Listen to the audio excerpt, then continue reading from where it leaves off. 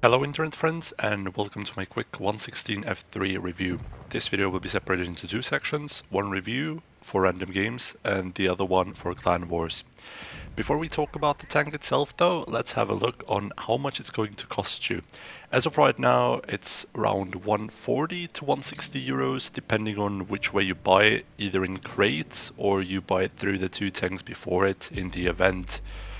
I've seen a lot of people saying that it's like around $300 or so, or more even.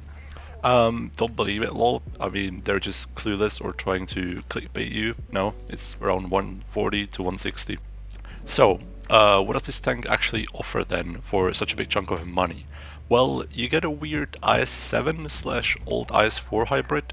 You get 490 alpha gun with good standard and 340 heat pen, 2500 DPM, buttload of HP thanks to the sandbags, and a reactive armor on top of it. What's not very good about this tank is its mobility. As I said previously, the tank behaves more like an old IS-4. The gun is surprisingly good though for what it is. The accuracy is decent, but what really helps it are good dispersion numbers, especially on the hull traverse. What isn't so great about this tank though is the turret traverse itself. It's probably or one of the slowest out of any tier 10 heavy in the game. When it comes to armor, it gets really interesting. On one hand, it's really good against standard shells, but has big weak spots when you swap to premium. Again, you'll be able to see it on your screen. I'm gonna put two screenshots up, one with 116 looking at 116 with AP standard, and the other one looking at it from a 340 heat perspective. If I would have to rate this tank from 1 to 10, I would give it a 6 probably. Unless you really like slow and high alpha tanks, I wouldn't really advise you to get this. It is decent at what it does, but in my personal opinion, it is extremely boring. And you can buy many greater premium tanks or collectors at tier 10.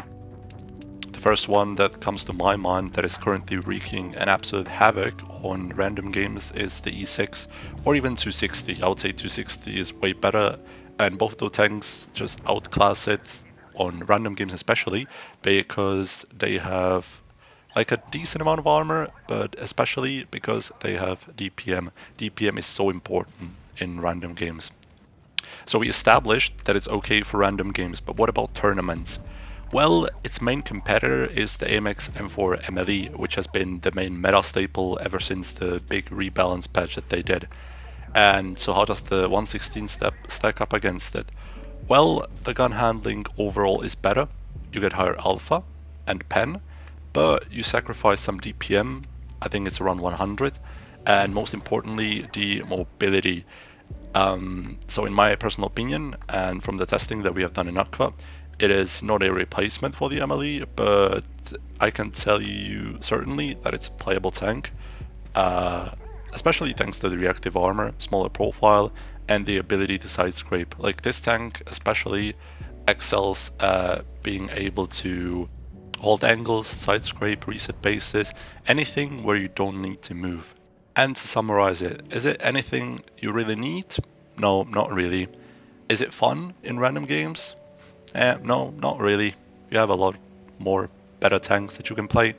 Do you need it in order to play tournaments at a higher level? No. Okay, so unless you are a collector or you have a lot of money to spare, I would advise you not to get this tank. Thank you for sticking out till the end. If you like this review, consider giving it a like, and I'll see you guys in the next one. Bye bye.